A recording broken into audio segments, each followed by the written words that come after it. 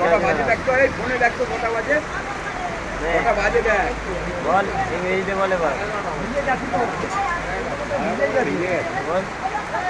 গেছে মনে হয় সারা। কি বলবো, ইংরেজিতে বলবি তো? বলবি তো যে আজকে মঙ্গলবার, এখন 11:30 বাজে, বৃষ্টি হচ্ছে, বাজারে আছি দু ভাই, ভিজে গেছি। বিক্রি হচ্ছে না। হ্যাঁ, মাল রয়েছে।